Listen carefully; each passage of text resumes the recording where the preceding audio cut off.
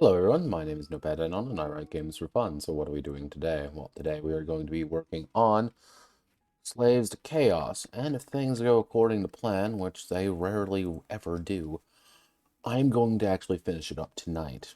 I'm going to do that. That's going to be my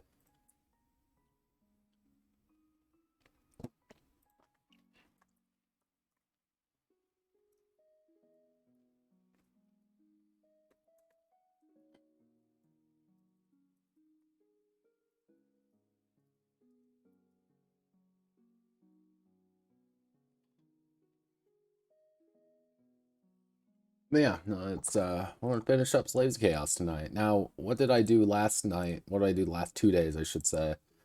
If we zoom in a little way, first things first, we we expanded. We're at 96 pages at now, right now. So if we go all the way down to two things, I did fix up most combat bits to get those working correctly. Where are you?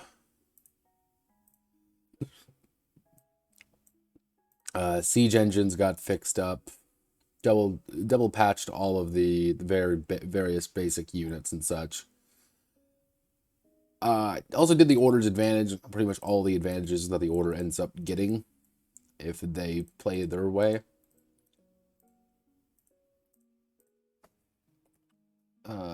And then we also put in the artificial intelligence. Now, the artificial intelligence at its core is effectively a method for you, the GM, to do more things without having to actually do them. Without instead of having to keep track of, let's say 7, 8 civilizations, various modifiers and bonuses, you keep track of every age. You just go down the list. They build a new improvement, they increase all population and holdings by 1, build a new building, new military unit, advance 1 field of science, claim a region not currently occupied, clash with enemy if they currently at war with them. That's it. I did put a little note in here being like, yeah, you can mix things up if you really want to, but you don't really have to. I also did the armory, the equipment section. Now, what I did was I employed a classic. This is actually Monster Girl. Yeah, it's Monster Girl Adventures. Yeah, that's the word. Monster Girl's Adventures, various items and such. I did that mostly to kind of keep myself, make sure everything's working as intended, and to keep things easy. Honestly, the key thing there. It's keep things easy. We also have classical range weapon. I did expand this quite a bit. Added in some of the ones from God, what is it? Tabletop Online. These damage numbers aren't perfect. I might need to do some changing up on that. But we also put in gunpowder weapons. Gunpowder weapons are fairly high in the tech tree, 6, 8, 5, and 7. But as you can see, they do a shit ton of damage. And that's the entire point, is that they do a shit ton of damage. And they have pretty high piercing, so your armor isn't actually as valuable as it used to be. We also have various tags, which I can actually go through and double check. Actually, what I should say is 2 over 1. Natural, trap, sealable. Sneak check. Ubiquitous. Use finesse instead of bod. 2D to hit. Gordy, what a hell of a way to die. Actually, let's win out of their opponent. They roll negative 2D. They roll an XD. Negative XD on their next roll, where X is the stun value. And then dual wield, can attack with the weapon if it's in their offhand. Fairly basic stuff. Also put in. I deliberately kept armor pretty simple. I could have gone pretty hardcore into it. I don't think that was really appropriate, though. What I may be doing one of these days is just do a little small stream and just try to see if I can't find as many different kinds of armor as I can, and do effectively this for armors, just so I can just slap it in the lexicon. We also have all our various shields. Changed up a few things in regards to combat, just a smidgel, but I don't really want to go up there. Let's see. What else did I do? Yeah, okay. These are the last two sections we need to do, which is the Ravages of Time, which is advancement, and Vanguard Against the Dark. This is it. Yeah, so I'm feeling fairly confident we can get things done today. It's mostly just a exercise of doing it, so Godspeed, good luck. Also, we're at 45 followers. This is great. I would also like to thank our latest follower, Windemark728, for following. I think that's pretty cool. Thank you. All right, let's take a...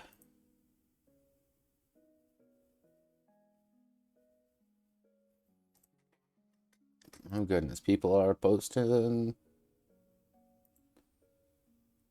People are posting words, but people are posting a lot of words. All right, let's get going.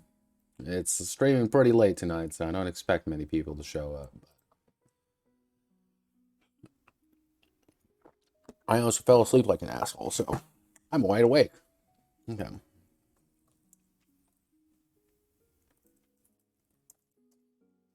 Time is a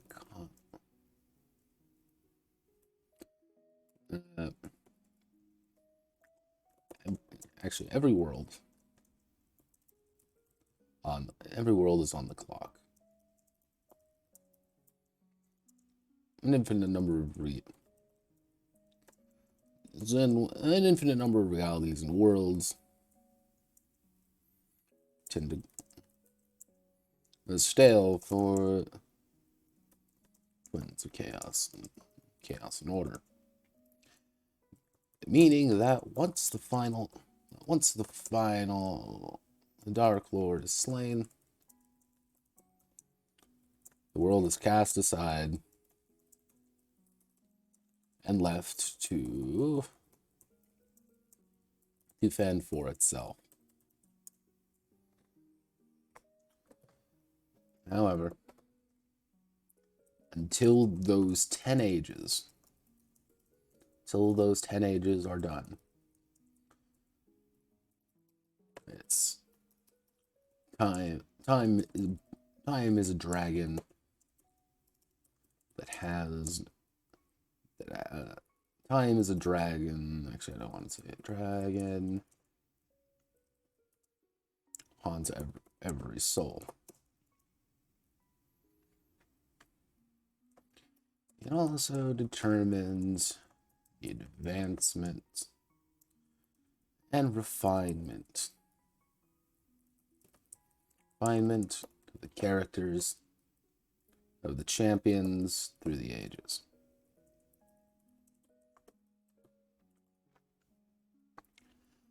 Champion advancement. Champions, by their nature, do not improve naturally. Naturally, when they are born into the world,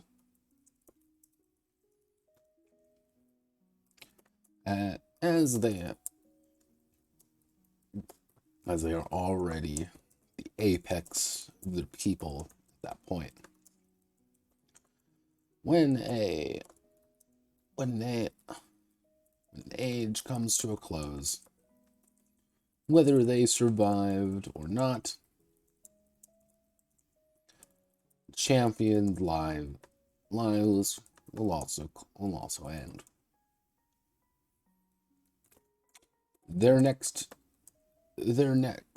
Actually, what I should say is the next champions of the civilization will improve upon their ancestors and make them proud.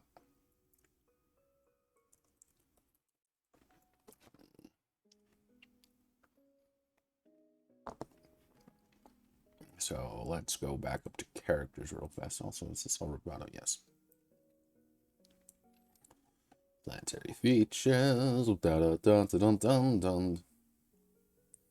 Oh yeah, I have to go over mass combat. Mass combat works.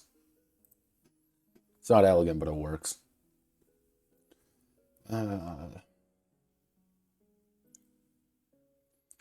Trade routes. No, we want to go to champion creation. There we go. 13 affinity points. All right.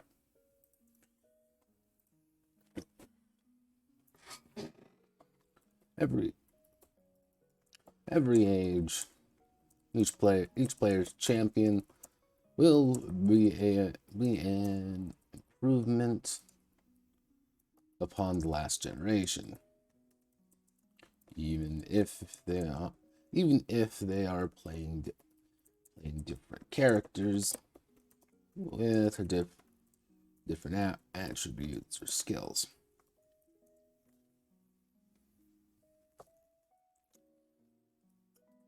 Every age, the champions gain one of the following: plus two affinity, spend on attributes,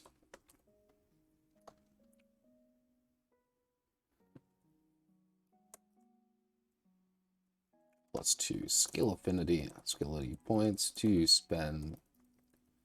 Actually, what I should say is plus 4 skill points. Skill points to spend on skills.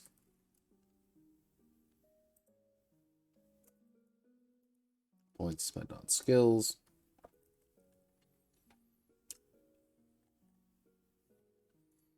Plus 1 to all wound tiers. Plus 1 max favor. Plus 1.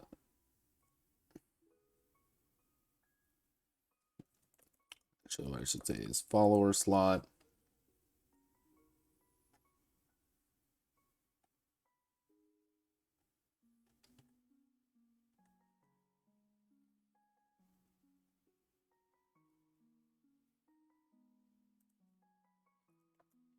Actually, let's put this right. Actually, yeah, right. Increase to no. Yeah. Every age champion gains one of the following: plus 2 affinity points spent on attributes. Plus 1 all wound tiers, 1 max. Actually, we'll do 2 of the following. May not select one twice.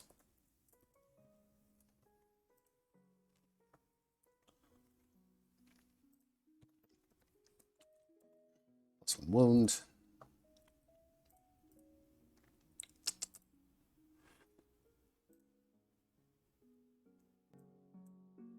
Oh god, I need to sneeze.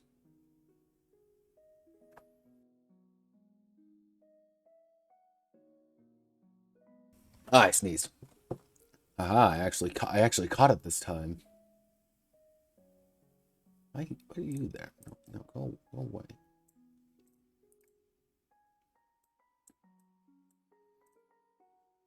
Alright, so let's see. Came to the following. These improvement. Let's see, we have 10 ages.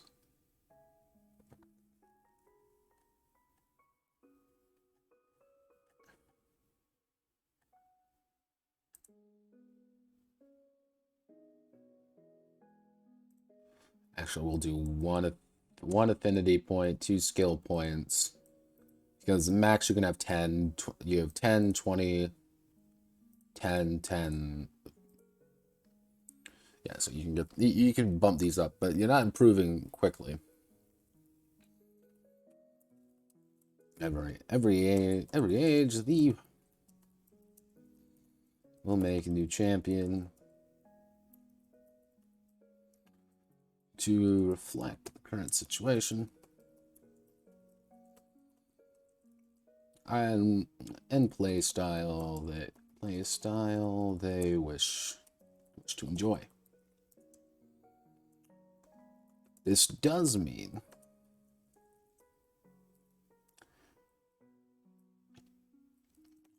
however, your improvements to each champion stays. meaning that from age 1 to 3, the champion may have +2 affinity points, +1 wound to all wound tiers, and +1 max favor. This is regardless of what they wish to play. This creates a pseudo dynasty system that allows the tracking various champions who they find kinship with in their history.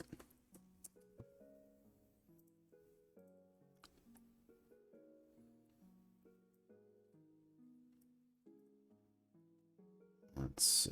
We want to go all the way down. Yeah, this book is organized terribly.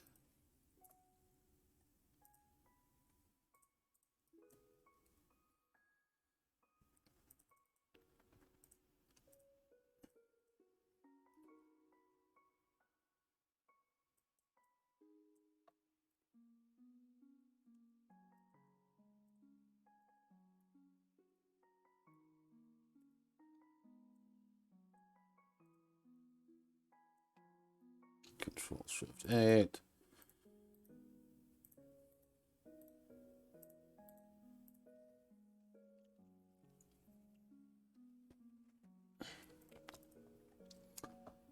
Let's see.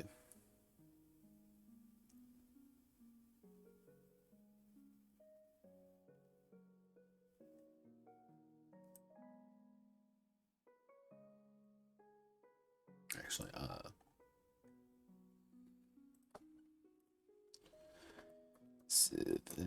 civilizational. Is that a not a word? Let's Google it. Let's see if civilizational is a word. Huh. Yeah. It is a word. Nice. So, civilization.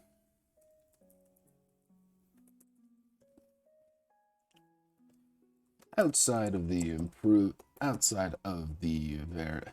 various improvements and situations a civilization finds themselves in, they must still advance time.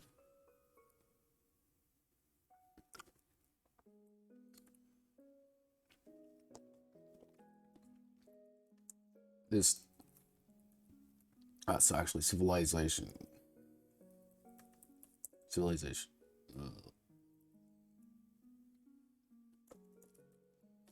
Civilizational entropy outside finds themselves, they must still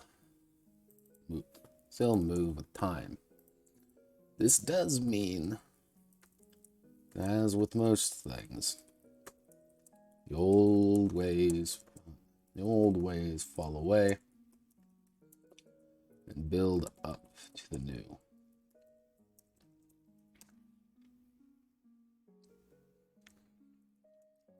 For the civilization, the order civilizations, expansion and progress is all they must worry about. They may split after wars, concepts, but still, wars or ideology. But they'll still unify under the same banner. However, chaos, as their more chaotic civilizations, like their benefactor, like their patron, are chaotic. Every age creates a new civilization. How do I want to word this?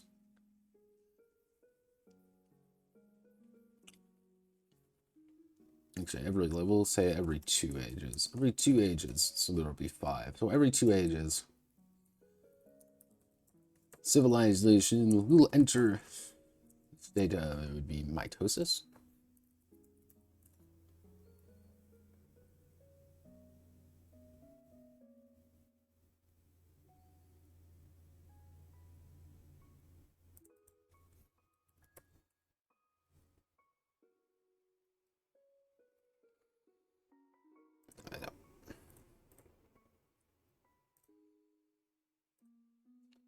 The civilization will enter a state of division.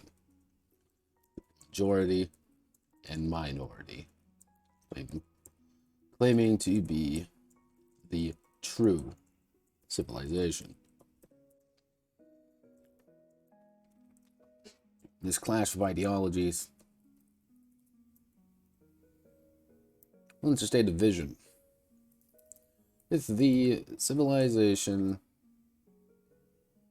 quickly the civilization being split between the new minority, the new majority, and the new minority.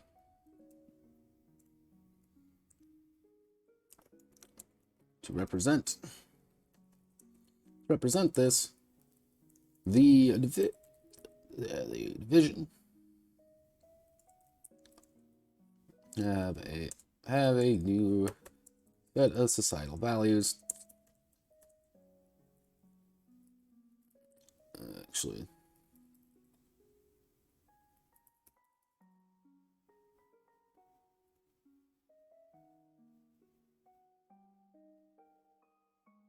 okay.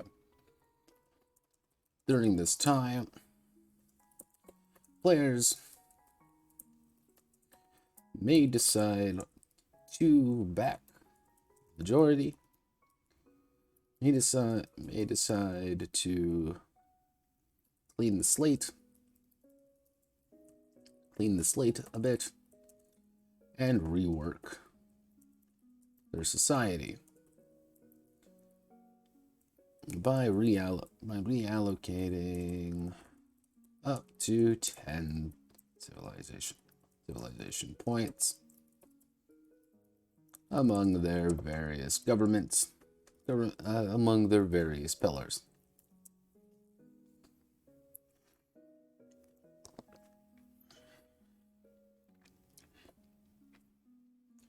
If they choose not to, then the civilizations will still split, but the minority who did change will strike off to form their own civilization. Claiming a small bit of land to call their own. Still composed of the major races. Still composed of the dominant race of the original empire.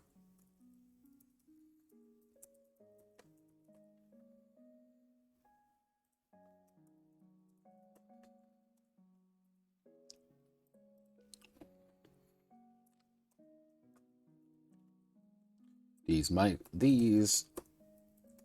divisions, actually, she's not doing.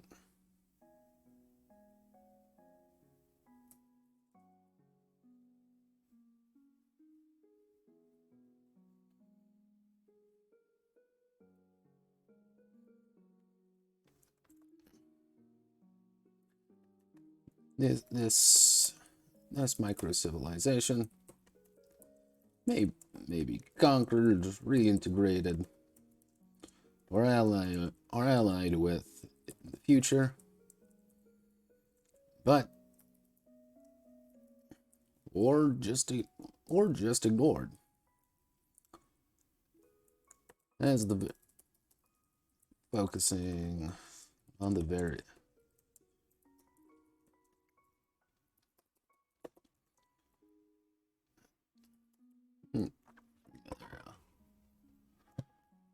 actually, but today's brother may be tomorrow's enemy.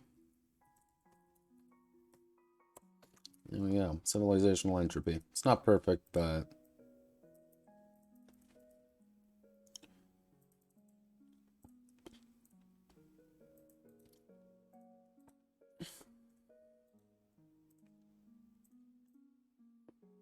this is mostly kind of a two-front war, a two-front issue. Is on one half, I wanted to get across that chaos civilization is incredibly finicky, and there's nothing consistent about it. You know, today, one age they may be one thing, but in the next age, they're going to want to switch. They want to change up how things are because they're chaotic people. And you may be saying, "Oh, well, this is good. We'll keep on the narrow path." But it doesn't matter what kind of government you have or what you do. Some people are going to want to regress. Some people are going to want to advance. Some people are just not going to want to do anything and leave. It's the nomads who decide to settle. That's what it's really there for. Or it's the sedentary people who say, fuck it, we're going to become nomads now, or we're the nomadic army that has become it's kind of given up, so we're just becoming a massive horde to rain hellfire down. And we also believe in warlordism, so we conquer a bunch of shit easy. That's kind of the crux of that system. Civilizational entropy.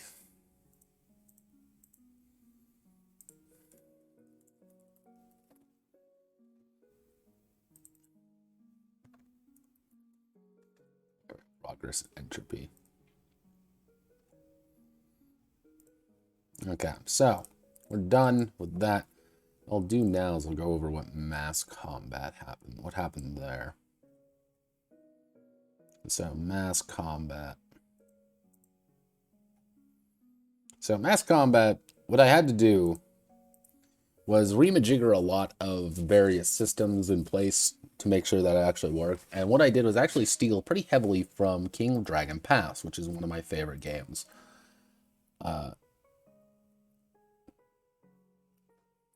Now, one thing I like about King of Dragon Pass is that the battle system was kind of, I wouldn't say realistic, but it was very noticeable very Glorantha. That's all I got to say there. And what it was divided between the initial clash and the melee. Pretty much if your initial class strategy worked, you had a better chance of winning the melee. So what this is you determine your initial class strategy, pretty much what you want to do. Okay, we want to skirmish, we want to maneuver, we want to charge, evade, dig in. Actually, what I should do is add on sort of paragraph AZ.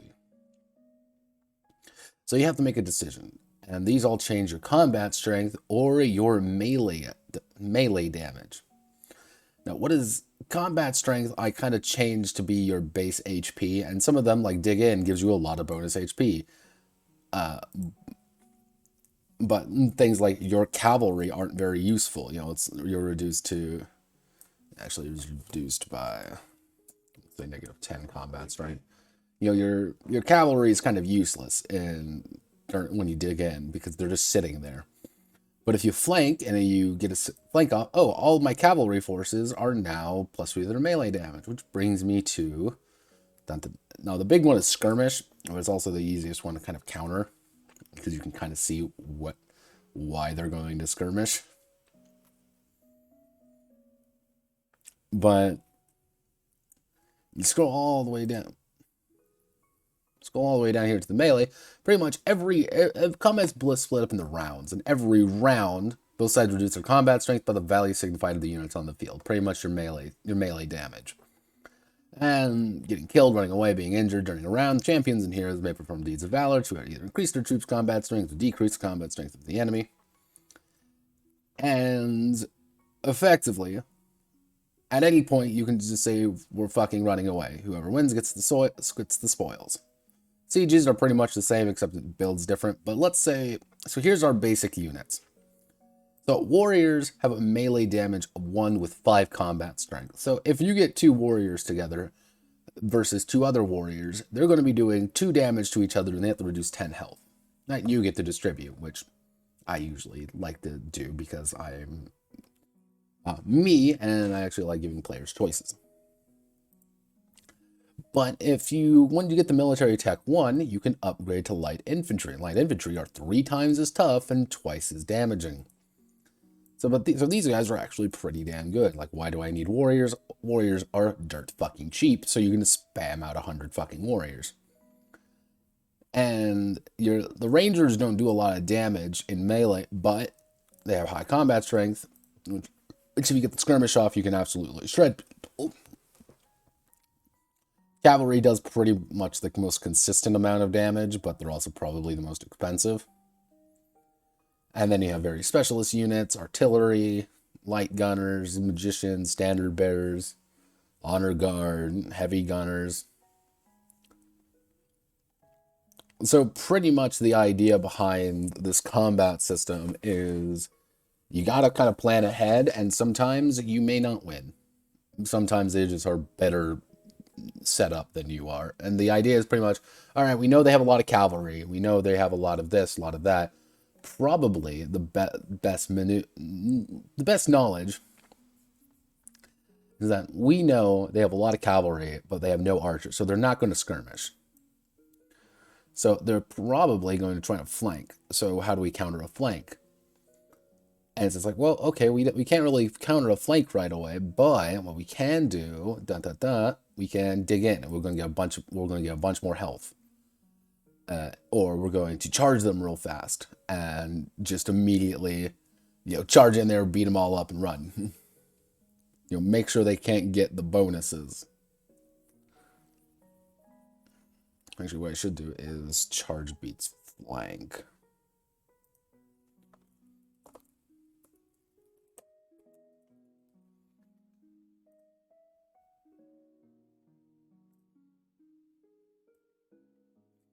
And so you have to kind of build what's most appropriate for you, just as much as they have to build what's most appropriate for them. And there will come a time where the best strategy is just to slam into each other at high speeds and pray. Sometimes that's all you can do. Like, sometimes that, when in doubt, just pray to God that you don't die.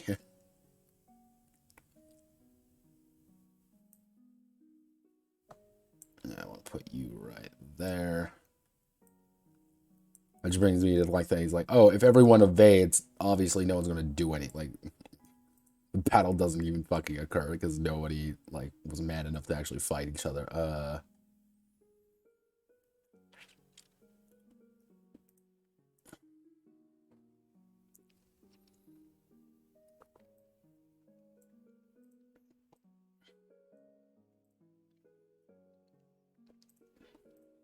Which it also is very bad if you do get countered, because you end up with negative 10 combat strength to all units and lose the initial bonus. So that's why charge is actually pretty useful, because you just blitz in there before they can actually do anything.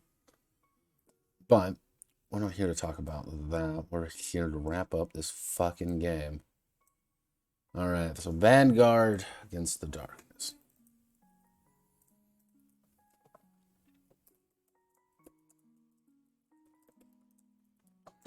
And the order.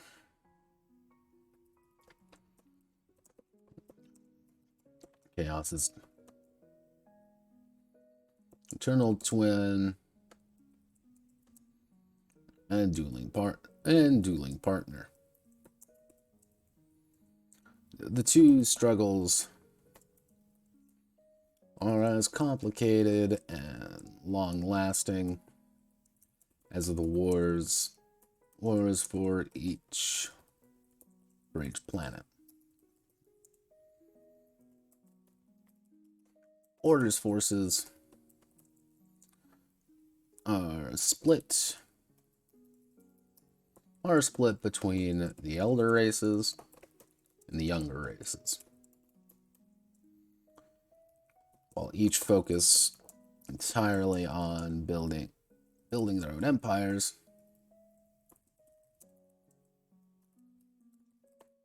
At a certain point, the age of colonization, the elder races impart large bonuses upon their younger allies, and allow them to seize important and valuable territory on the cheap.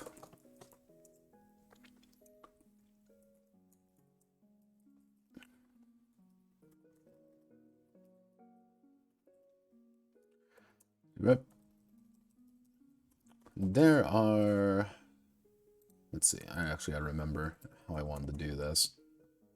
Do I have it on here?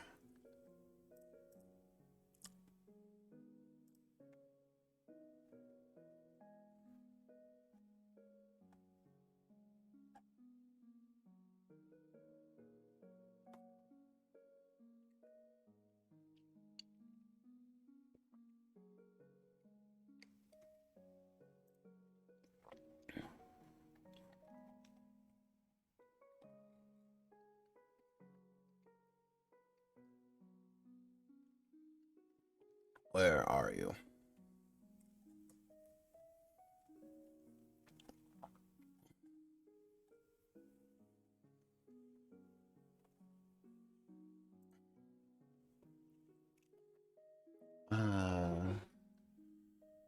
Where did I put you?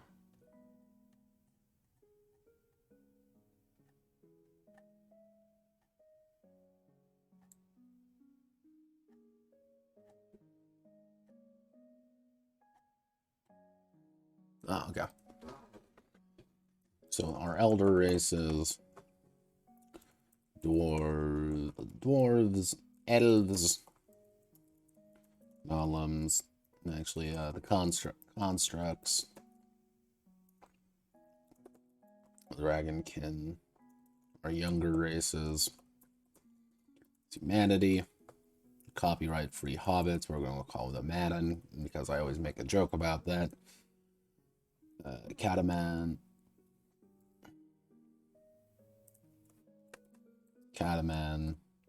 What were the other ones I wanted to put? Oh yeah, the gentle giants.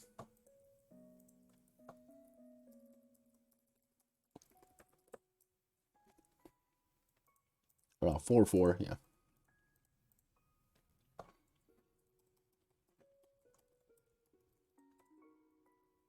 Orders person. This is include the following.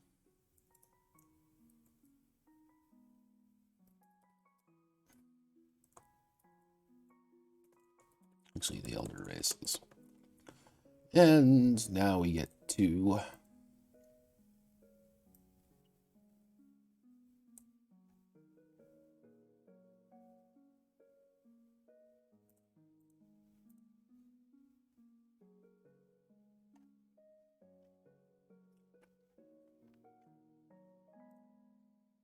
elder races. Dwarves. Powerful of body and strong of mind. Dwarves are orders craftsmen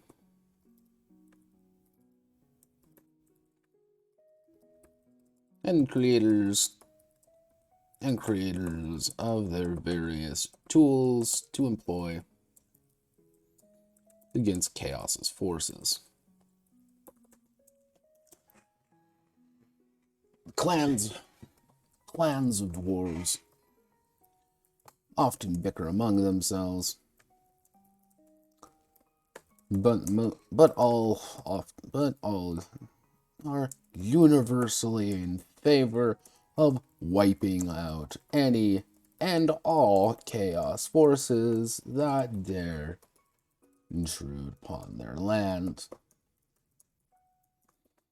They are the vanguard, or the bull. Actually, what I should say is they are the bulwark of order. Shining shields defend the weak races in their times of need. And let's see, body bravado, finesse, reason, spirit,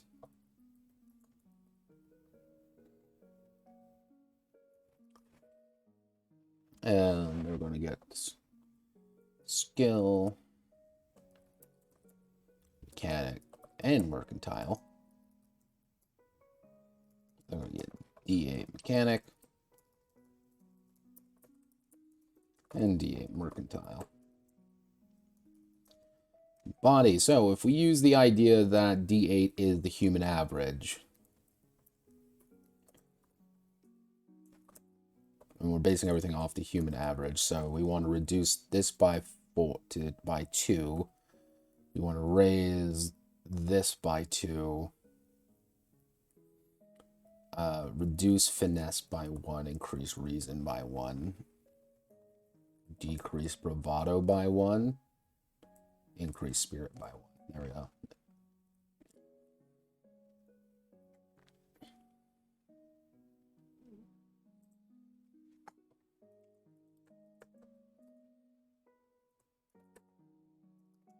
Traits, small.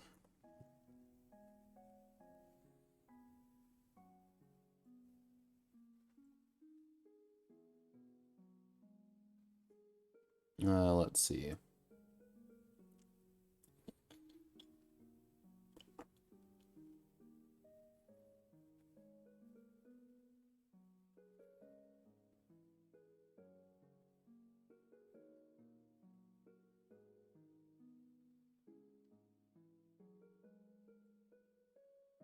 Where are you?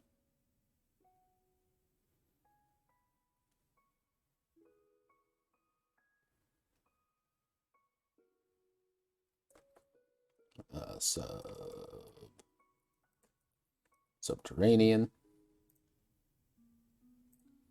meaning they can have absolutely insane holding sizes, but pack them all in the mountain. Tinkers, tough 2.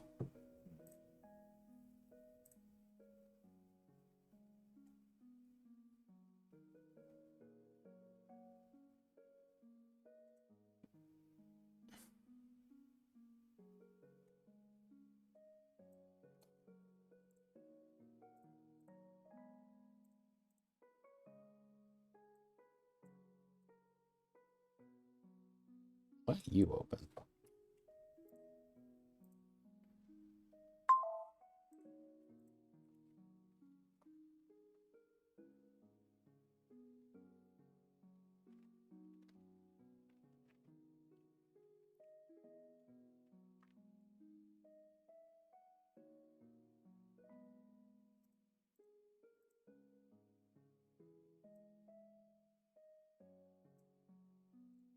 Yeah, in case you want to know, yes, this is literally why it's lagging. It's lagging so badly, right?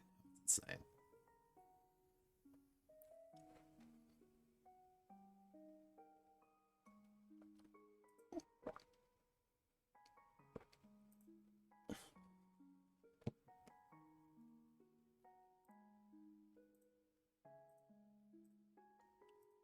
All right, watch. Oh, they want to place that. I want to pissed. No, come on. I'm clicking every button except the one I need to. Don't dev at night, kids. You end up making silly mistakes. You know, let's just kill Steam. Kill Steam. So dwarves are actually insanely tough, and they can take a lot of punishment.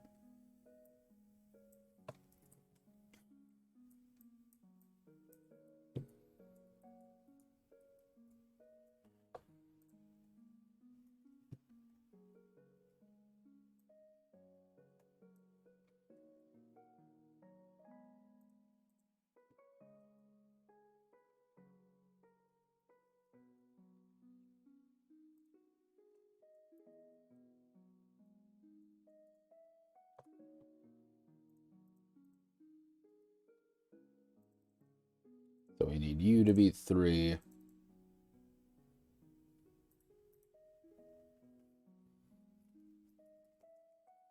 We'll call this racials. Call this attributes.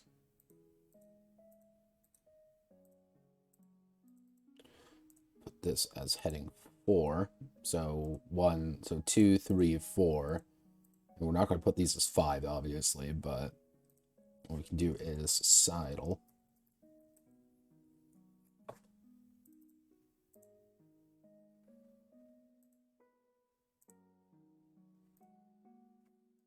Actually, racial traits. Societal traits.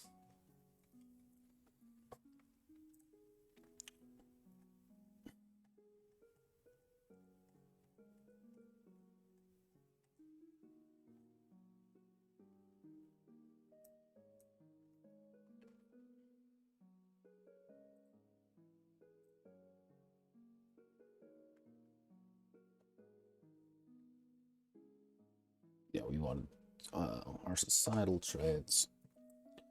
We are either a city-state, or settlements.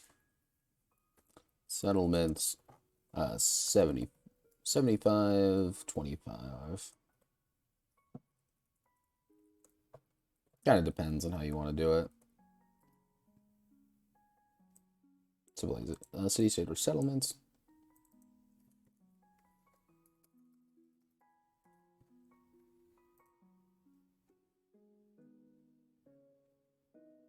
Actually, I would be...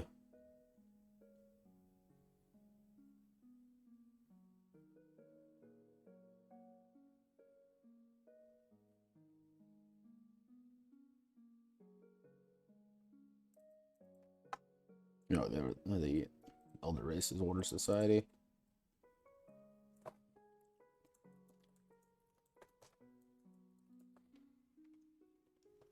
Okay, so...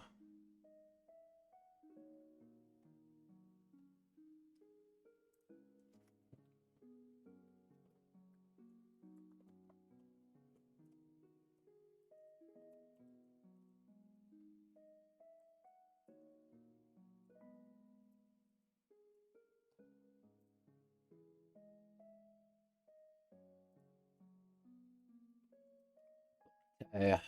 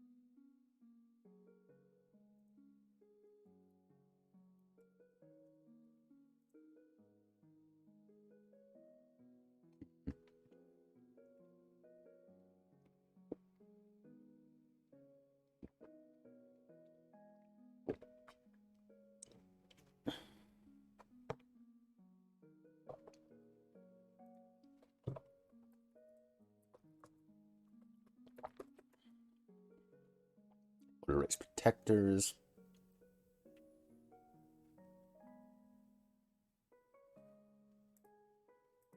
And these guys are communal living. In case you're wondering, yes, they get to cheat. Let's see.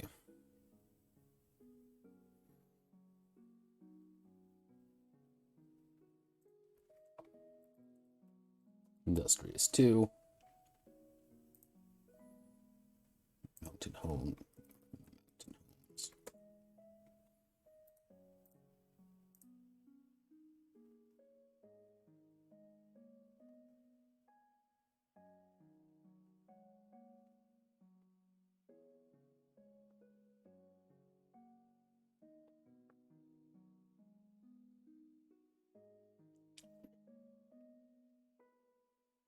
No, actually, we'll do military cast.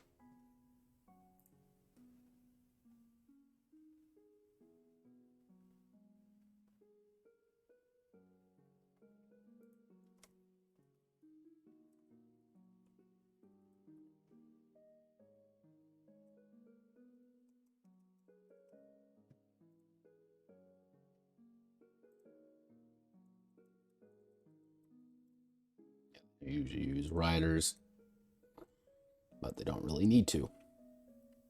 Let's see.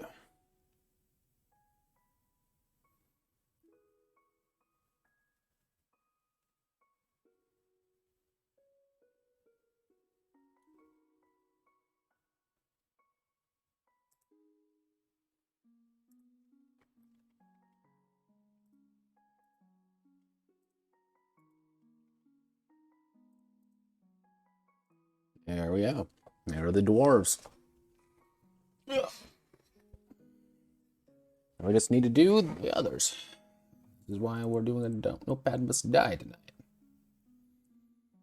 There's a lot to do.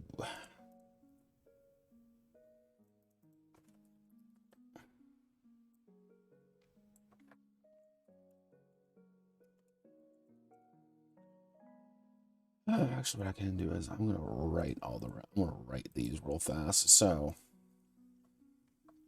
we're done with darves, so we need to do elves. So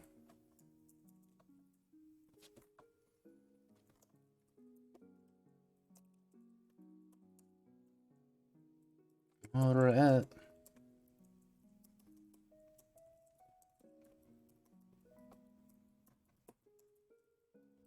just touchstones.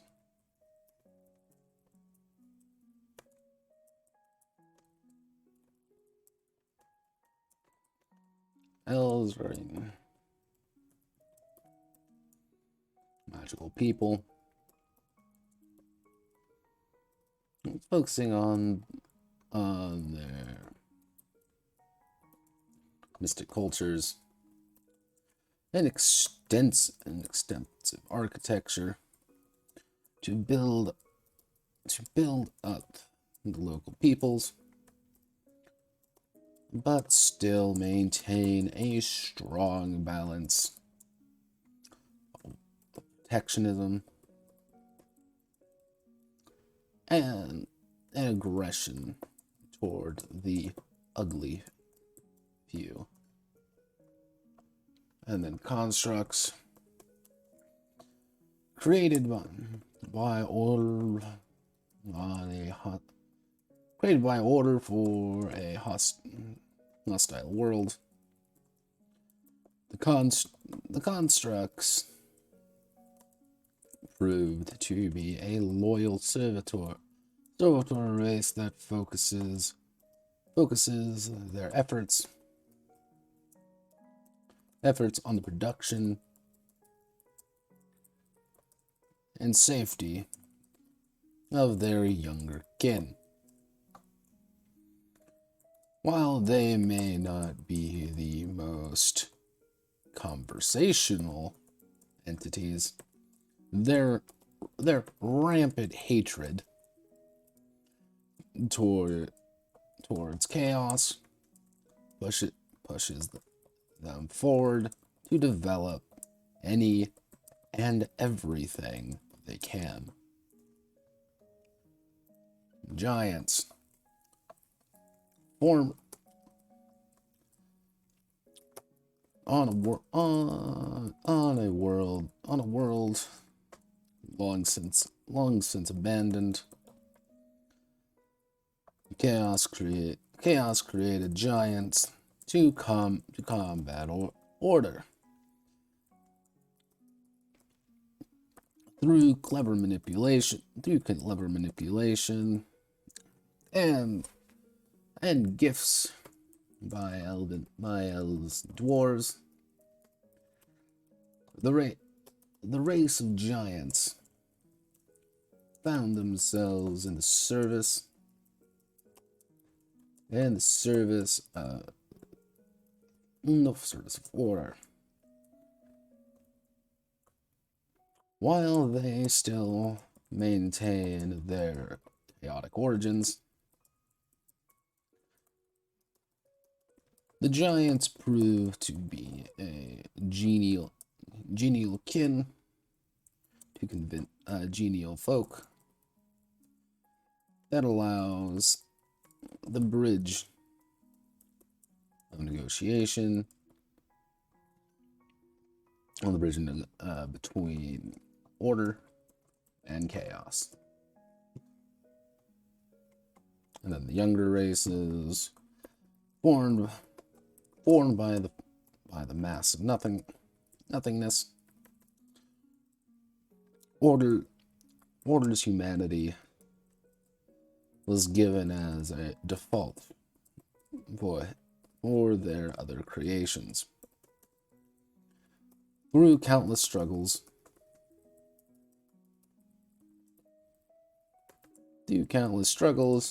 and situations, order has come to value their young race of humanity for their tenacity and adaptability. Humans, however, do possess a certain chaotic quality. A fact that chaos abuses plant dark lords among their ranks. Manon, arguably Order's proudest creation. The Manon are small, kind, and loving people that rapidly expand and take mass amounts of territory. A territory from Chaos's ranks. While naturally able to be integrated or integrate others into their ranks. Synergizing with Order's plethora of long-term stratagem. Stratagem, strategos.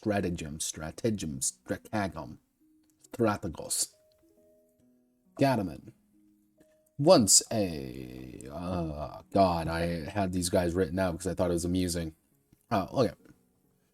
Once a... Chaos's legions. The Cataman endeared themselves to Order after a particularly bloody engagement where they allow the defeated Order forces to retreat away rather than kill them to the man. Adopting this race, Order has molded them into a potent fighting force, as well as cultural powerhouse. Dragonkin. Dragons are a cosmic entity, a blip on reality, that so creates from the sparks of the world forge. While they inhabit the worlds for a time, the drifting beings tend to never stay long. Dragonkin were a mistake on a single world. Where a great dragon fell in love with some of Order's forces. To commemorate the relationship, Order created the majestic Dragonkin. There we go.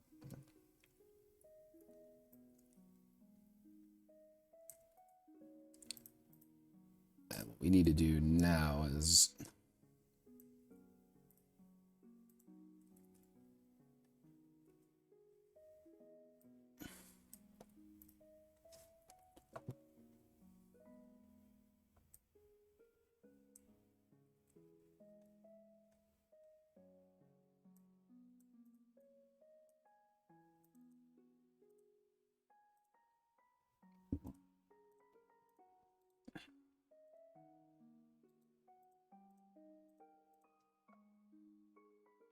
alright, so we need to readjust this. We're going to make Spirit D12. That means we're going to make Body D6. Bravado is going to be D10. Finesse, we're going to make D10. However, we're going to reduce that.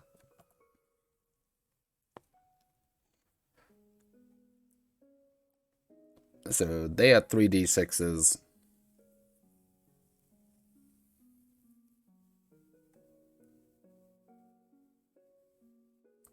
What we can do is we can reduce Body by 1 more. Only reduce their Spirit to D10. So 3 D10, D6, D4. Actually, what we can do.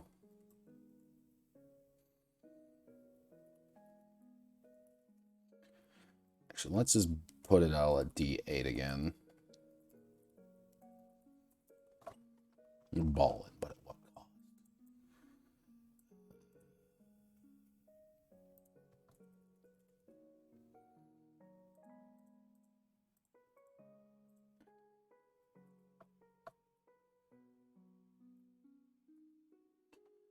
Alright, so we need to decrease you by 2, increase you by 2,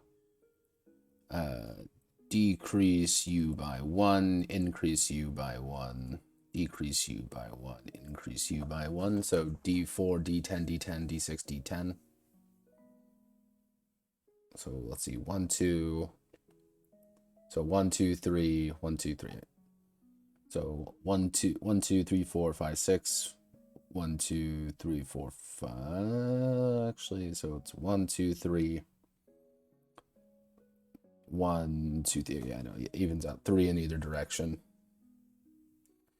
They do not have those skills.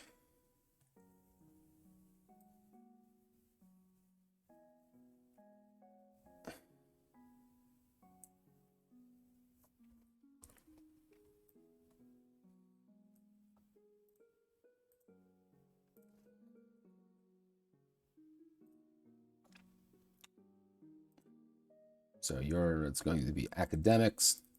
Actually, not academics. Those aren't very smart. We're going to have investigation.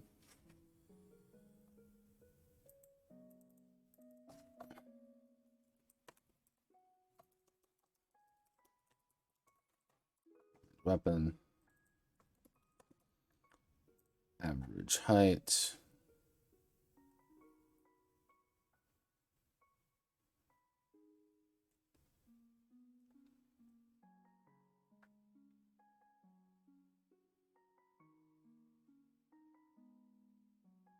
Oh, wait.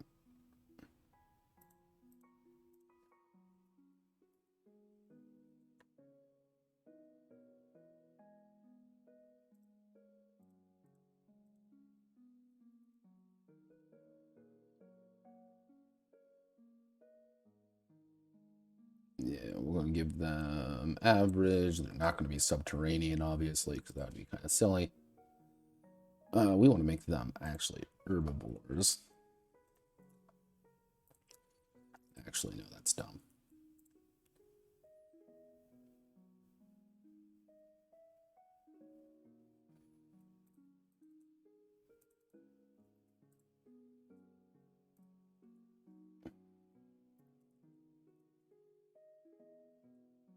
I don't know why it's going all the way over there.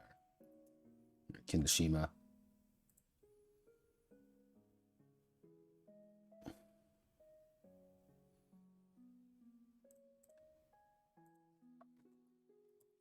Nimble. How might do we?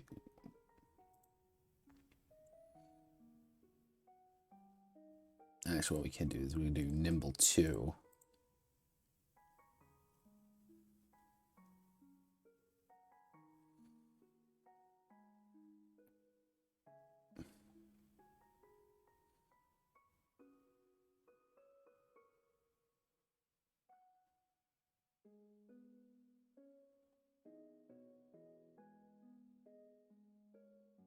Yeah, so we're good there. So now we get to go to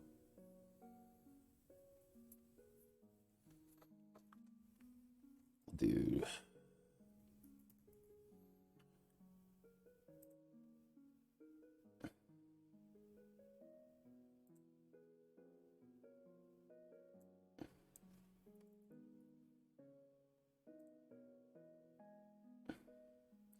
religious draconian.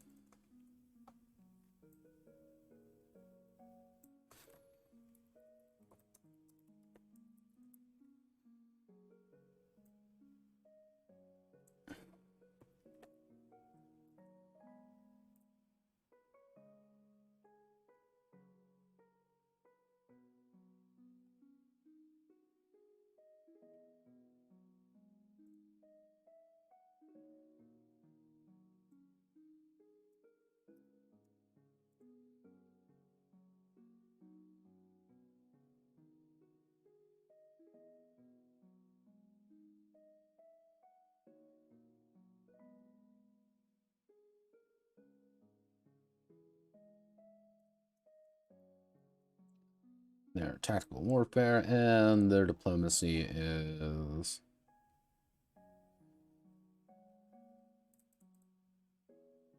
order race internalists.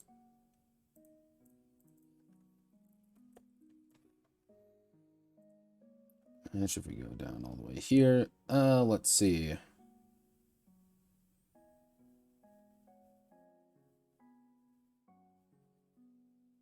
So cultured 3.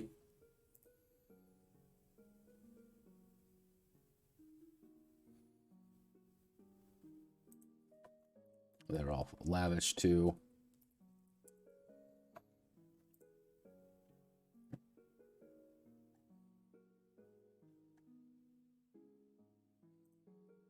They're also solitary.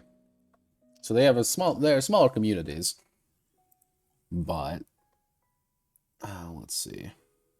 Clerical services.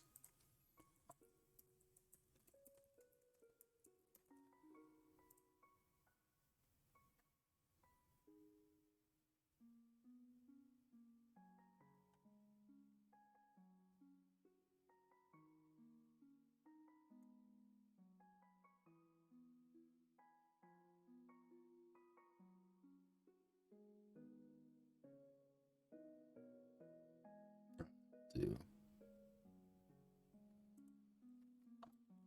School of Magic. All. That means we get to do their warfare.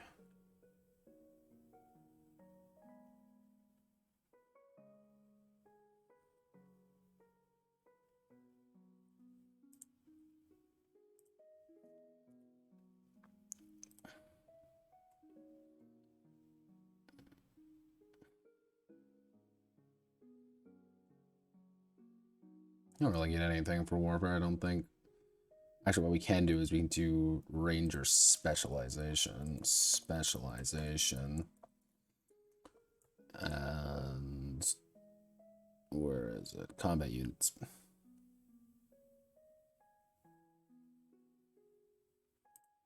Combat units.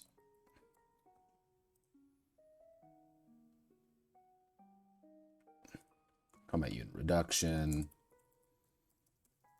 Rangers. They get really cheap rangers. Yes, elves. The scary thing about elves, and I want to get across here, is that you enter their wood, you are probably going to get shot a lot. And once you get shot a lot, you're going to die. And fun fact, kids, dying sucks.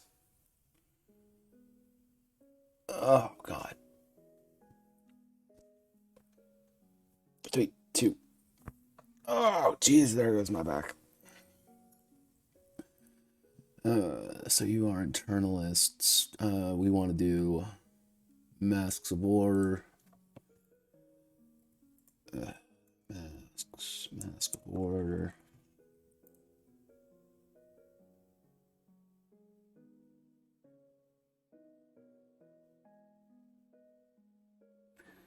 Oh, yeah, beautiful, right? Actually,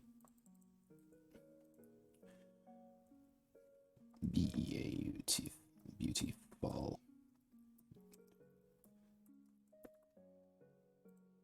Yeah, fun fact, I cannot spell the word beautiful to save my fucking life. Never have. Alright, so. Elves are done. Now we get to move on to constructs. Oh God. Alright, we can do this.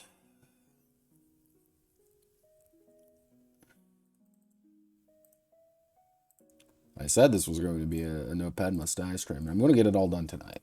Whether or not I'm alive and able by the end of this is a completely different story, but it's going to get done tonight. And let's see. So we're at page 100 officially, so congratulations, everyone. We made it.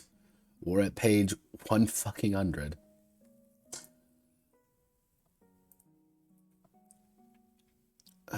Okay, so if we reset all of you to D8.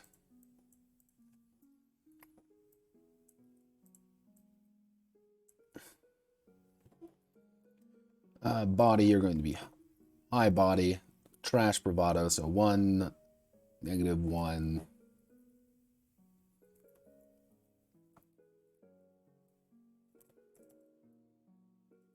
There we go. Do something like that. D4, D6, yeah.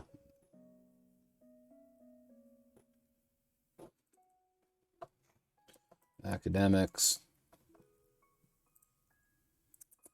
We want to do something, maybe domestic work. Yeah, let's do domestic work. Traits. Obviously, that's not going to be easy, so yeah, we go all the way back up. These guys are going to be naturally pretty damn tall.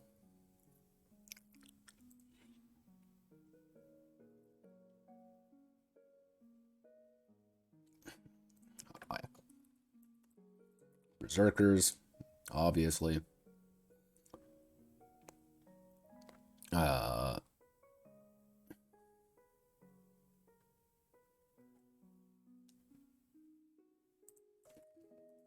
Dark vision.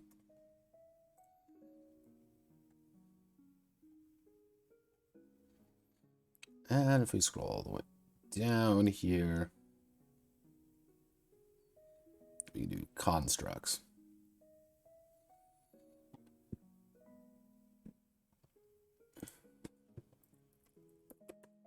Because that's what they are, constructs. And ordered society.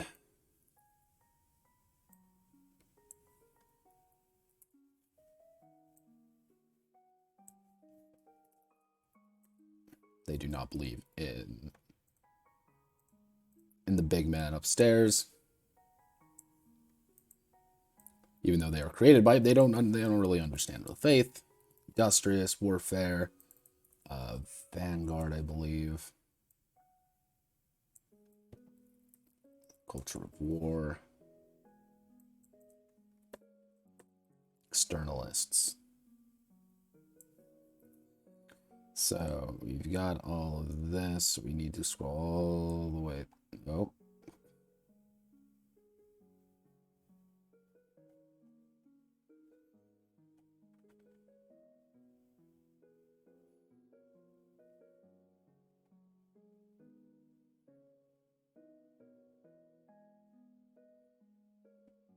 Actually, what I should do is no.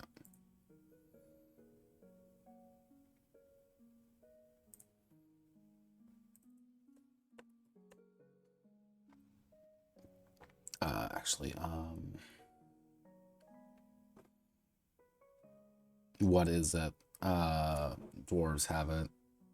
Dwarves, what do you have? It's tough 2. These guys are gonna get tough 2, tough 3. These guys are actually pretty damn scary. And that's the entire point of them, is that they're supposed to be very scary.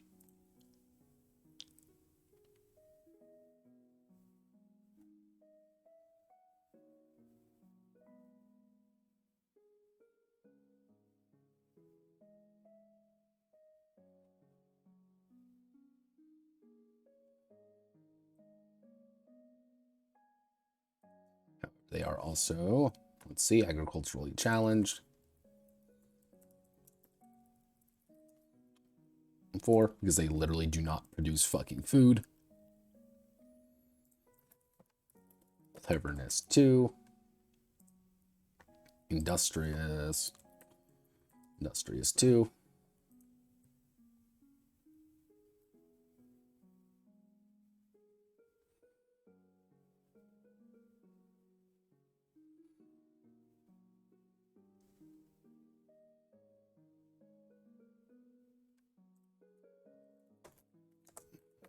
Spending.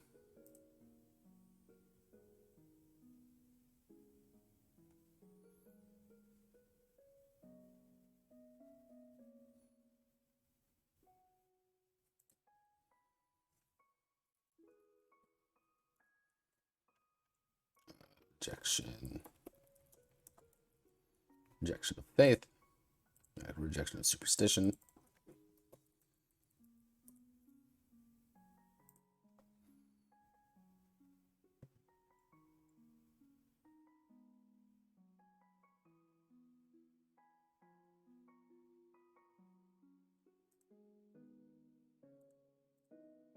And that's pretty much all she wrote.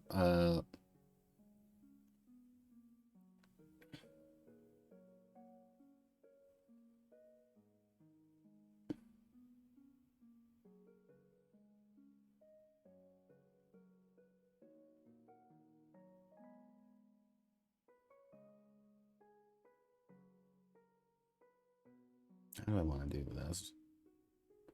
Actually, what I can do. Endless war. Chaos. Chaos only.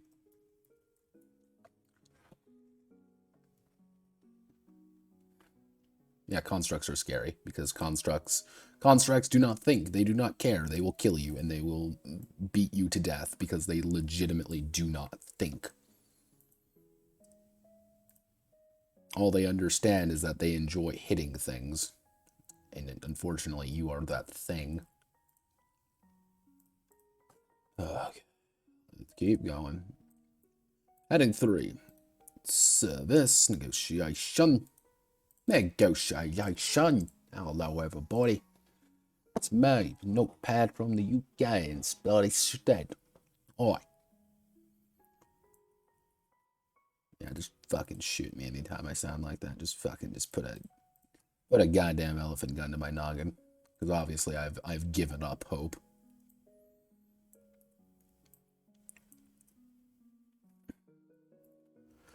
These guys are going to be pretty well-rounded. They're not going to be very fast, though. It's going to be their kind of... their big issue. They're, however, very spiritual. Pretty decent body. Actually, we won't reduce that to basic. There we go. They're pretty okay all around.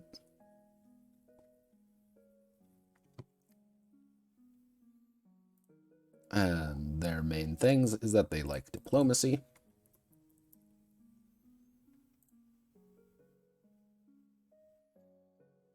and networking. It's a giant knows everyone. Huge, tough 3. They do not have Berserker.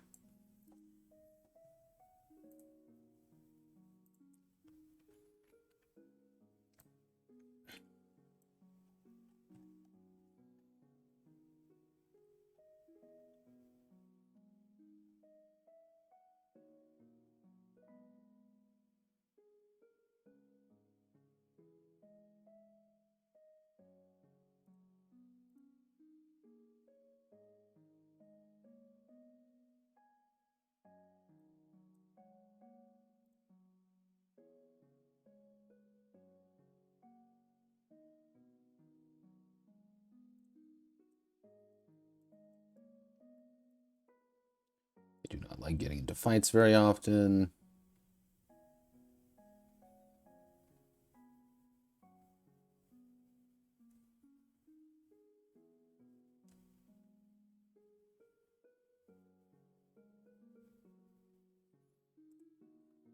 They also have natural armor.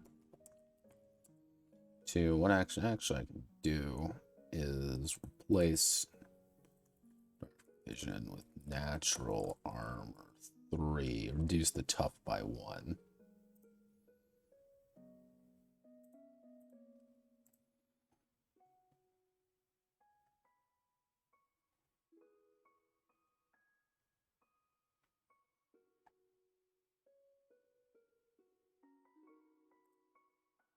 We'll give them also woolly.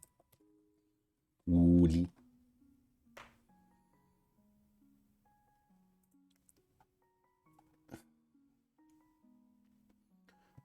Let's see. They are mostly tribal. Actually, no. They would be an ordered society. Mysticism. We're going to range them from about religious to doctrinal.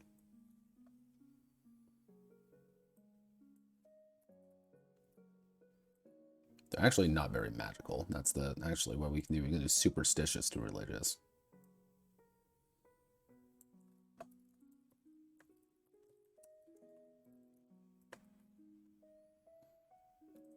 Elder race authority.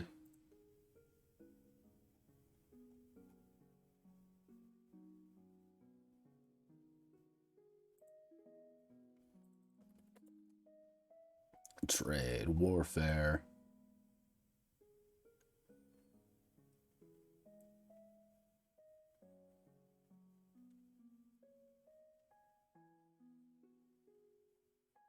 What would these guys be? Probably defensive. They don't really want to fight people.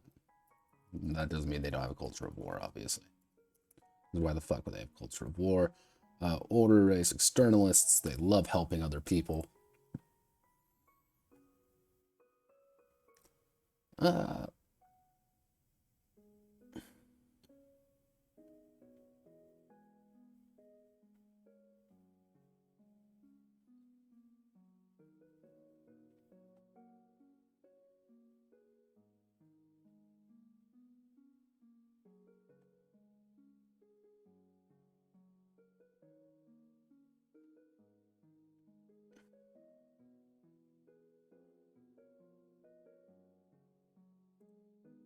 Actually, like actually no, order race externalists. They are externalists. Traits. Oh, what are we looking for here? They do not actually have huge. They would not actually have huge things, would they? No, I don't think they would. We'll give them we'll give them individualist.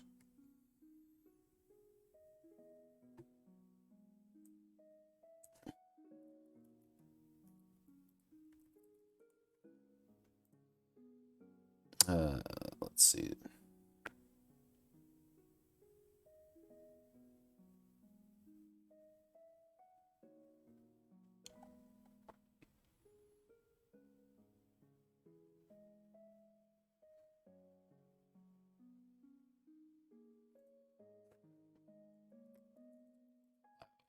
Tundras. Actually, no.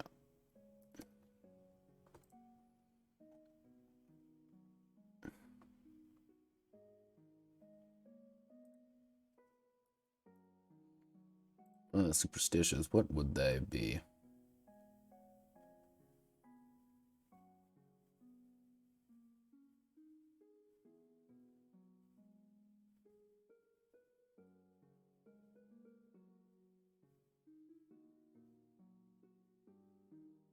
None. I don't think they would get anything.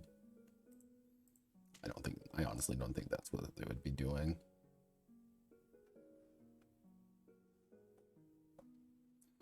Warfare, though, we're going to give them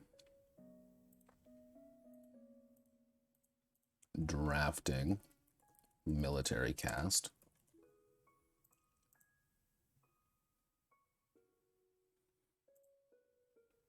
We're also going to give them culture of peace, I think. Yeah, culture of peace with the military cast and drafting, so they can get, if they need to, they can get people pretty quickly. But actually, what I should say, combat unit, specialization, infantry. So that kind of mitigates the culture piece, but they don't like have cavalry or rangers. But again, you're not wanting to get into, why would you want to fight the giants? Because they're big and scary and not really doing anything to help you. Let's see.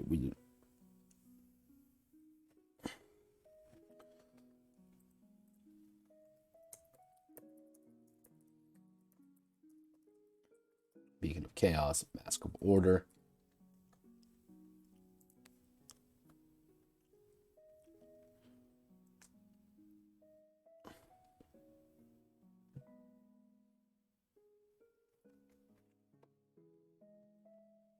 Yeah, so these guys can actually just be at peace with people pretty damn easy. They just like being at peace. Now we get to the young races.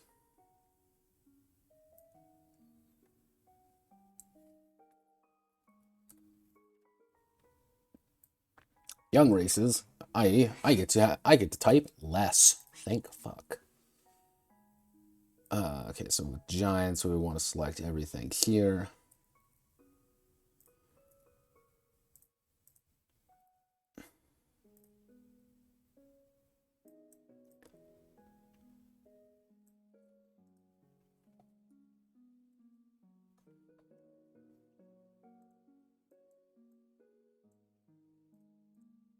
Text.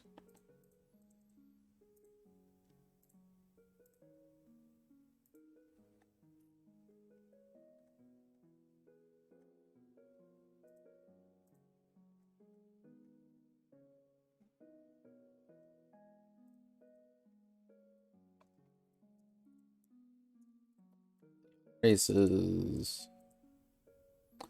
Why did we go up here?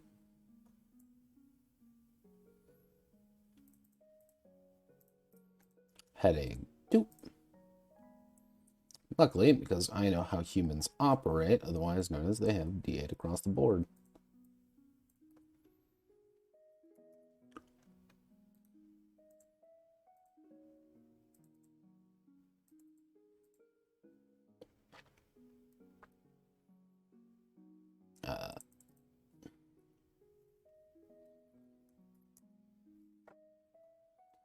One thing about humans, what I'm going to be doing is just saying any. Authority. Any. Warfare. Any. Diplomacy. Any. Actually, what I should say, any. The only thing is that actually not even elder race is ordered society because they're not an elder race.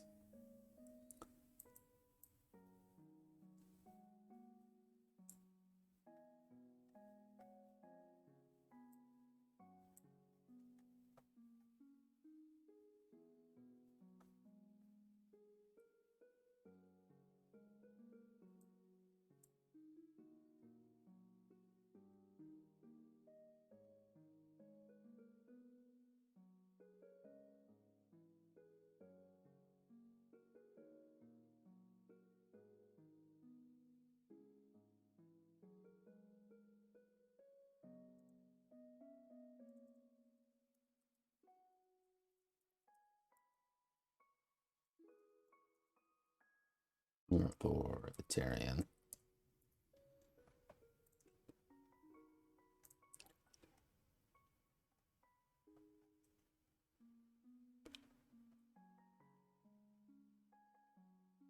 So young races. Young races order society. There we go. They're average size. And they get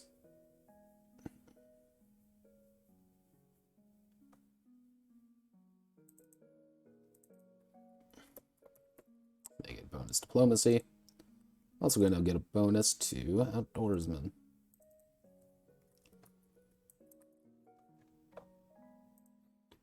Also did put a footnote.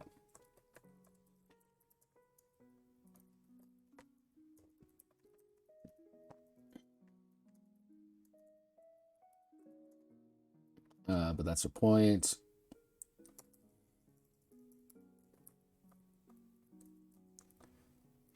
Humanity is or orders method to fill the gaps in their game plan. In the grand scheme. If humans get wiped out, shucks.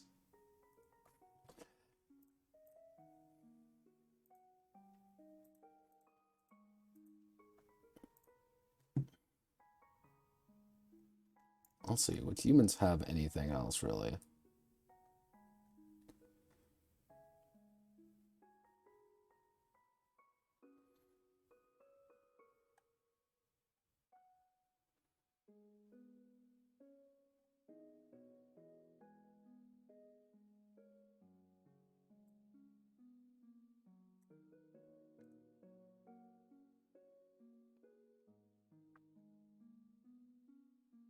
No, I don't think really humanity has anything that really jumps out and says, hey, we're pretty cool.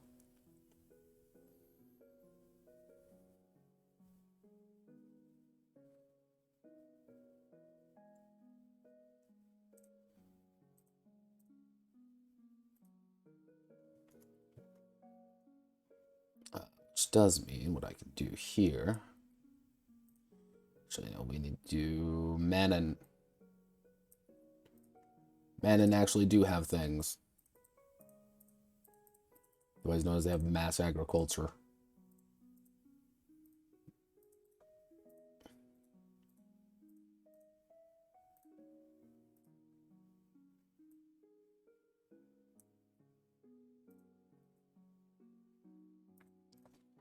A little less body.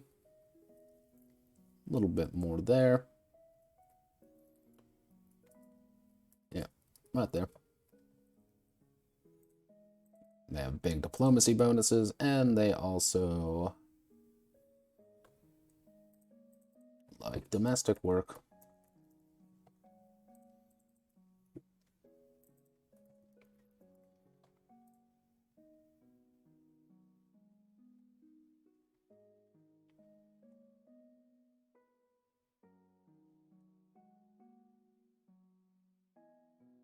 Let's see.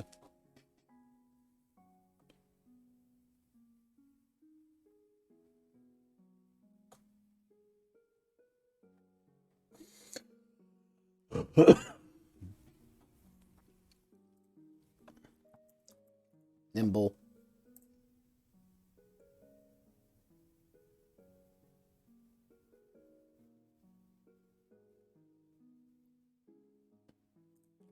And servile. Yep, that's how they describe them. So young race order society. Let's see.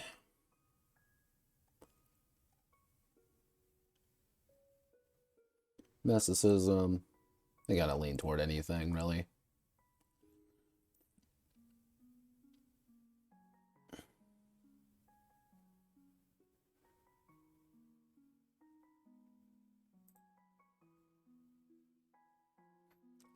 Lean towards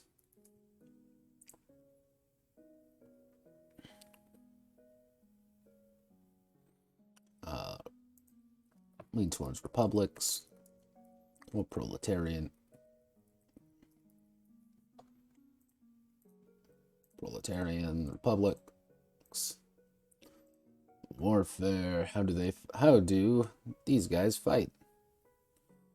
Answer is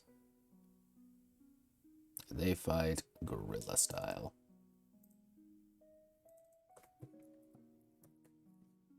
So they don't really want to get into fights, but that's not the point.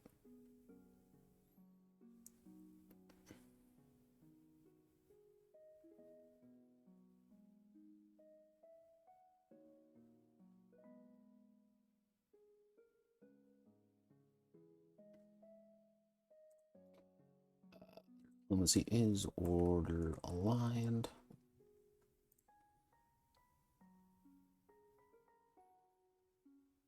They get extensive families.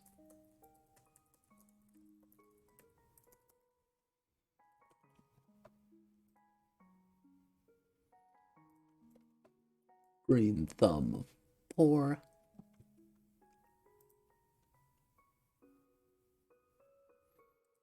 And they are also lazy. Lazy too.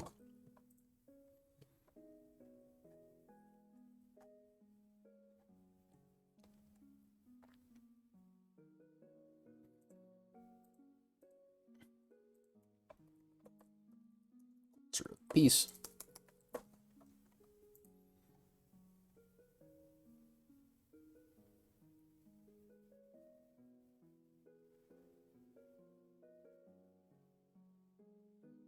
We'll give them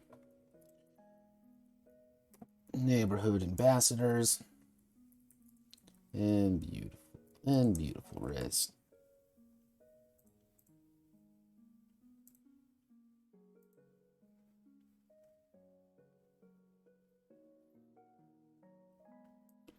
Scroll the way up. Oh, yeah, I went too far up.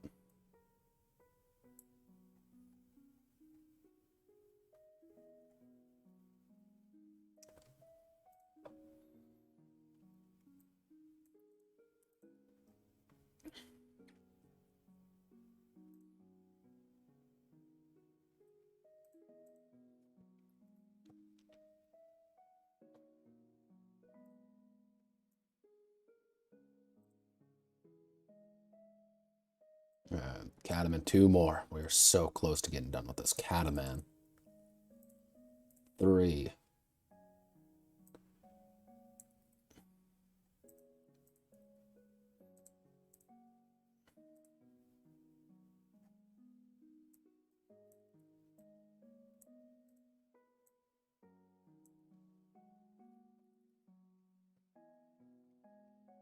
Let's see. They are not very smart, but they are very fast, very egotistical. And yeah, that looks about right. Actually, no, let's keep that down to a D8, increase their body up to D10. They're kind of the fighty ones, so we want them to be a little stronger. These guys are melee weapons. Actually, we'll do intimidation. Melee weapons.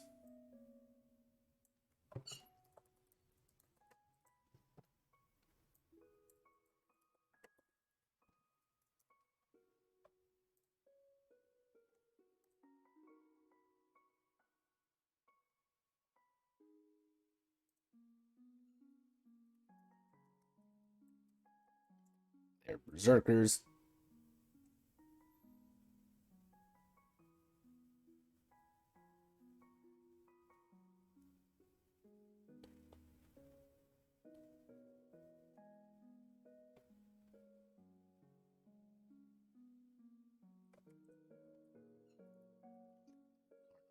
Carnivorous.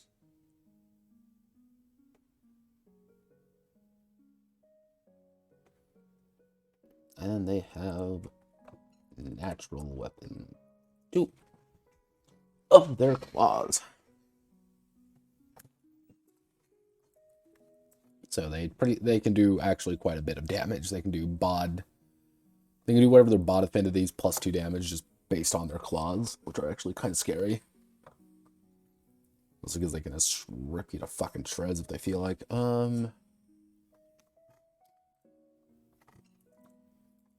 They're also solitary, so they do not actually like being with other people. Mysticism, they are religious. Thor leans toward authoritarianism. Actually, I say leans toward warlordism.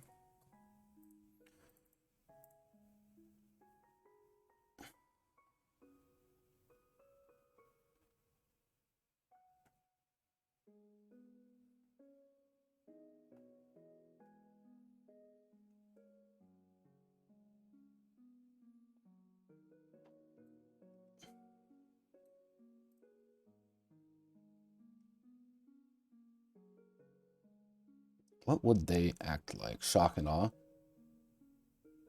No, they would want to go fast. Yeah, actually, no, probably shock and awe.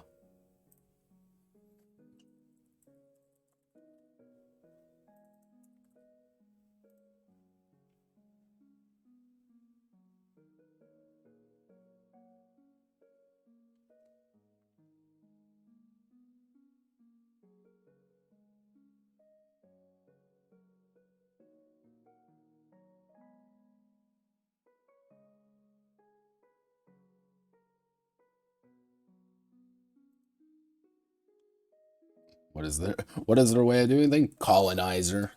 They just want more territory. These are your really aggressive guys that get really scary if you let them kind of go on, and if you keep letting them build up, they're gonna get scary. Let's see. We want biome hatred.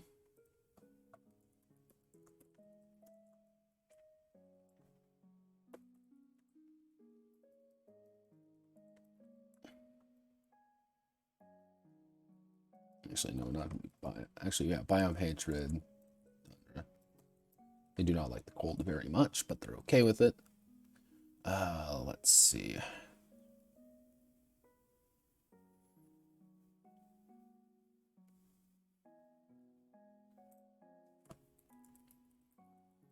They're individualist.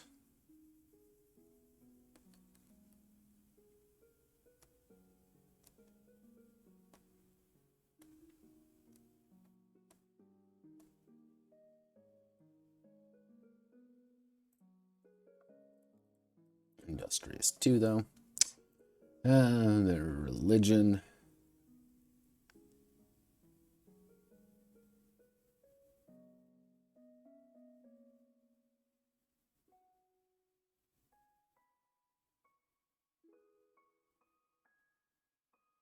Actually, we want to bump their up. This is on the doctrinal.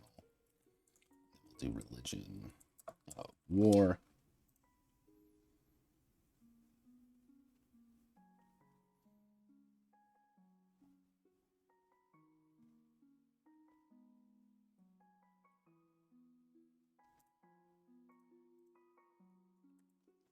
Drafting.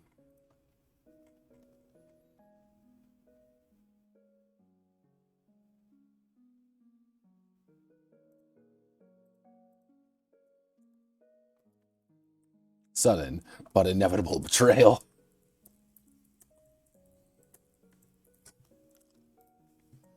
As well as we'll give them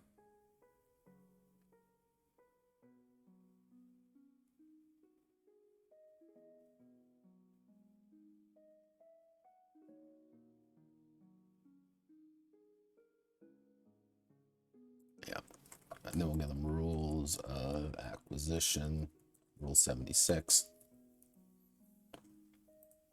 Pretty much these guys befriend you really quickly, and then they are going to betray you, and they are going to eat you and your family, because they do not care about you, because they are cat people. Angry, angry cat people.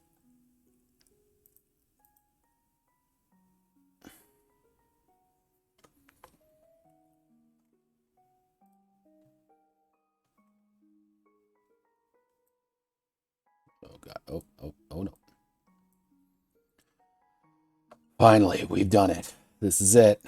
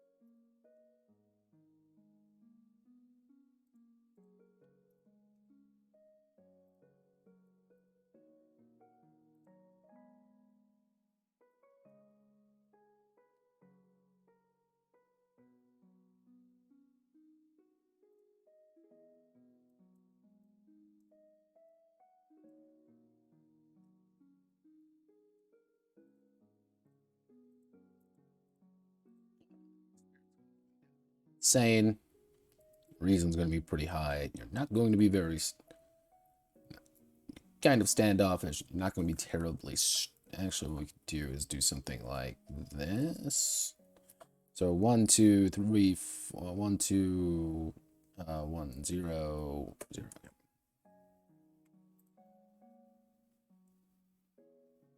Do academics and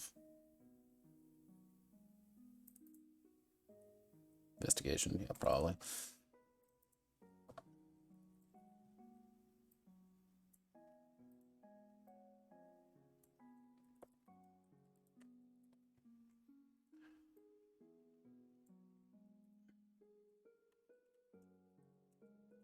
Got natural armor.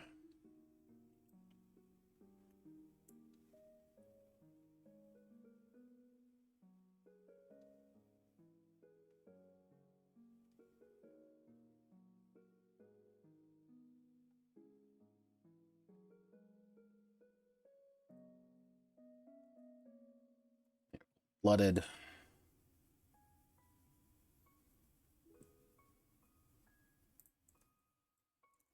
Fire immune.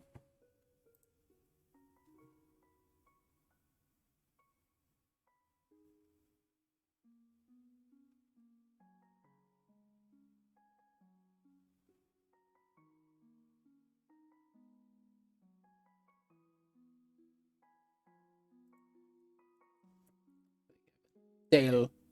And where is the other one?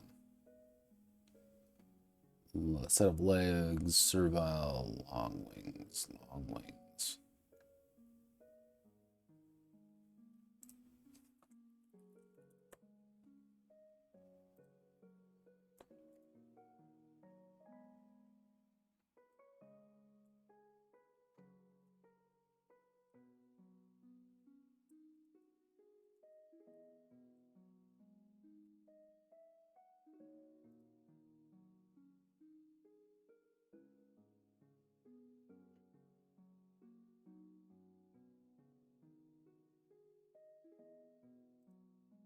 Oh, what would there be? Draconian? Ha, yeah, draconian.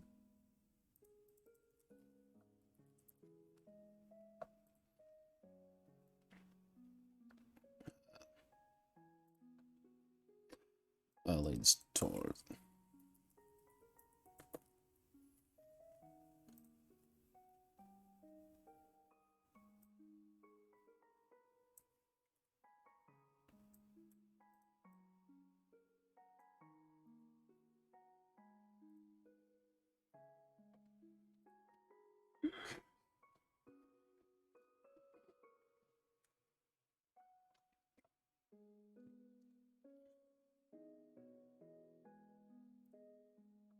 Warfare, Magi Shock.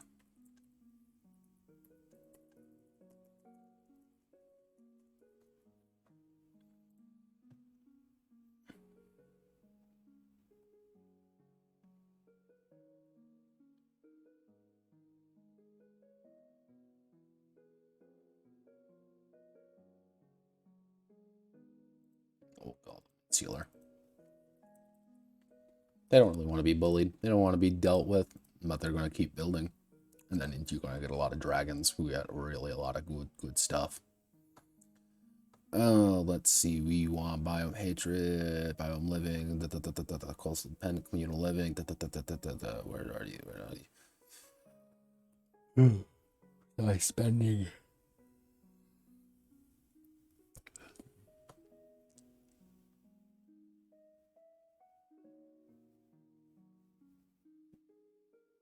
Where's the pop? Where's the cultured cleverness? That's it.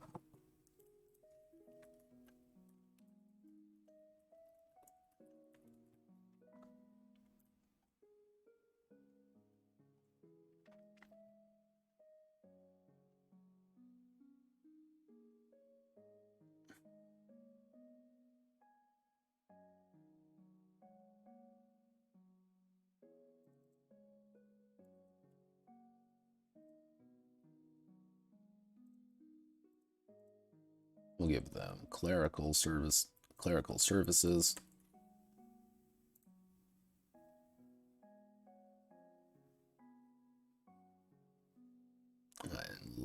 clergy.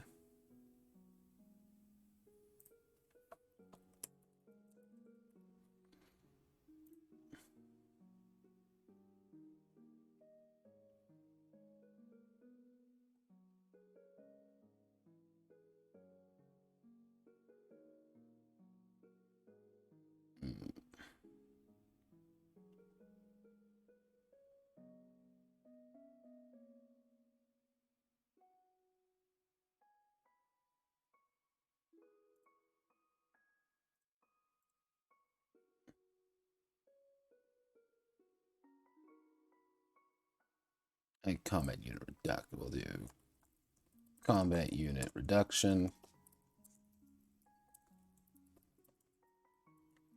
Magicians. And since they have insular diplomacy, what's going to be their thing? It's going to be mask of war. All right. There we go.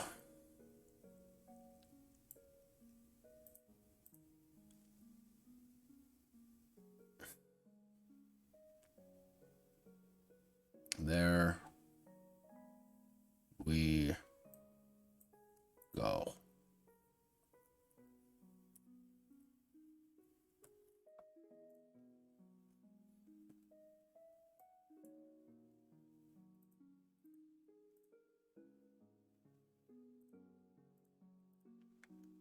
It is done.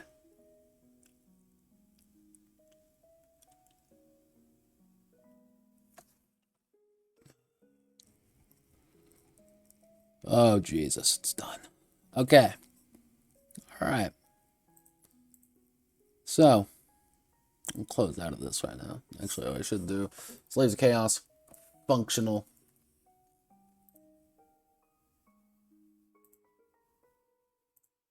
All right. So, Slaves of Chaos.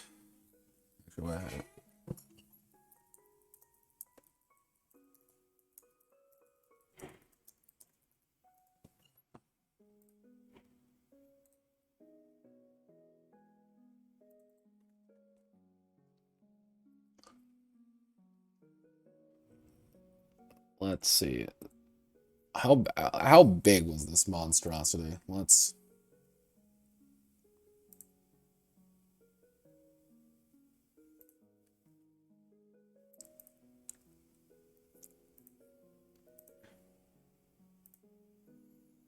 So,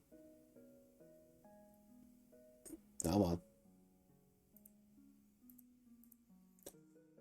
So, I think it's so coming out at about 22,000 words and 105 pages. Slaves to Chaos is probably my second longest game, but actually no, it'd be about third or fourth. It's pretty big. It's up there, definitely up there compared to a lot of other games. But how how do you deconstruct a game like this? How do you kind of say what happened, what went wrong? I think overall, I think Slaves to Chaos was more of a conceptual thing. Can you do it more than should you do it? And overall, I think it does work. I think you can do it. I think it's mechanically it's actually pretty simple. It's not a very complex system, and I think overall, I think my biggest issue with the game is that I didn't give it as much bite as I think it needed. But by the time I hit that point, like character creation's halfway through the fucking book because there's so much little stuff you gotta address, all the little charts, all the little things, just to get that bite to it. And I think one of the key things about Slaves Chaos that I actually enjoy is that I actually did make a 4X game on paper. And I think it works. And I think that's the oddest part about it. I think it does, honest to God, work. And it does have its quirks, I'm not going to lie, but it was make the compromise of make a massive, thick, endlessly typed out game that just doesn't end and there's a million mechanics and there's a million different things, or focus on one thing, either gameplay or the civilization aspect. And I chose to go with the civilization aspect Partly because, oh, I want to try something new, and partly because I wanted to see if I could. Overall, I think it went pretty well. If I given more time, more resources, and a little, and being less burnt out, otherwise known as when we do the Redux, probably around this time next year. I'm gonna add more. I want to add more bits and pieces to this game. I want to add more options, more traits, more civilization things, more things to really help you make the exact civilization you want. Probably clean up a few other things when it comes to like the yields and stuff. But for all its thickness and all its stuff, it's actually not a terribly complex game. It's actually pretty on the even keel of like a fairly, I wouldn't say rules light, but it was definitely not it's not riffs or anything like that. It's very much its own beat to it. And I think overall, I like Slaves to Chaos. It's actually probably one of my most entertaining projects I've done, if only just because of how badly it felt like killing me and how much stuff there ended up being, and just stuff upon stuff. If I were to come back to it again, given infinite time and infinite resources, either it would be a lot of cleaning, and it's going to be a lot of cleaning and a lot of adding. It's going to be making sure every little piece fits together nicely in this puzzle, and like every single little part of it feels like working the way I want it to. And also giving people more options, because I've always feel options in these games are the most important. And I think I approached it the wrong way, and I think that kind of marred that early development time. But if I were to do it over again, I think I would focus a lot more on a King of Dragon Pass system rather than the scale I went for. I think that was kind of the biggest issue with this entire project. The scale got way out of control, and I didn't mean for it to get out of control. But it was kind of that, well, this is the only way I can do this. Thinking back on it, and hindsight being 2020, I think I could have probably really scrunched it down to make it the way I could envision it to be a little bit better. But regardless, I think it worked. So that's my conclusion to Slaves to Chaos, a massive fucking game that may work, may not. And the majority of the rules are fucking optional. Like that's that's the worst part about it. Like half the rules are optional. Like you don't even have to do half of them. So what's in store now? What's planning for the Notepad man? What's going on? What's the plan? What's the plannerino there, Chief? Well, on tomorrow, well today, because it's 1 in the fucking morning, because I'm a dumbass. Uh, I am probably not going to do any major. I'm not going to start any new project until the beginning of the new year. However, this Friday, Christmas, I'm going to do the Notepad holiday stream, in which I will be going over some fun little things and seeing what I can do, and kind of planning out what I want to do for the future. Kind of the SPRUG workshop, 2021 plannerino, and what's the goal there. Saturday we're going to be doing a look at TG games with Disney Villains Victorious and a couple other projects. I need to find out a few more, because I've got about 3 solid ones, but I could probably hunt down a few more. I just need to start talking to people a bit.